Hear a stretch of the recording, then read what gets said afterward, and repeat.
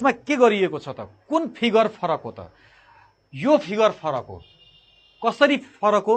Comment लेख्न सक्नुहुन्छ तपाईहरु? लेख्नुस् त। यो फिगर कसरी फरक हो? यो फिगर फरक हुनलाई यसमा र यसमा कमन किसिमको फिचर हुनुपर्छ, साझा गुण हुनुपर्छ साथीहरु। जस्तो यो हात भनेको राइट ह्यान्ड हो। हेर्नुस् त, यो हात भनेको राइट ह्यान्ड हो। यस्तो छ कि छैन? यो हात राइट ह्यान्ड हो साथीहरु। यो हात पनि राइट ह्यान्ड हो। यस्तो गरिएको छ, राइट ह्यान्ड हो। यो हात मैले युज गर्दै छु, तर यो हात भनेको लेफ्ट ह्यान्ड हो साथीहरु। किन फरक भयो त? यो राइट ह्यान्ड, यो राइट ह्यान्ड, यो लेफ्ट ह्यान्ड, यो राइट ह्यान्ड हो।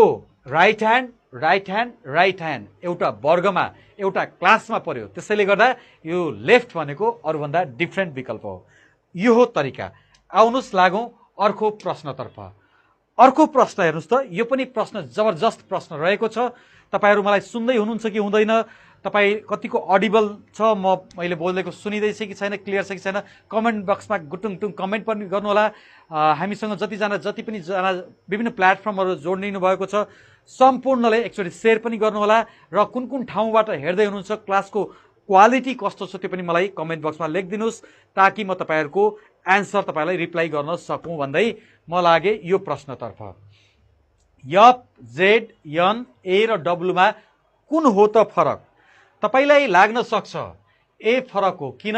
भावल भएकोले गर्दा। होइन साथीहरु, हामी अल्फाबेटको कुरा गर्दै छैनौं, हामी कुरा गर्दैछौं फिगरको।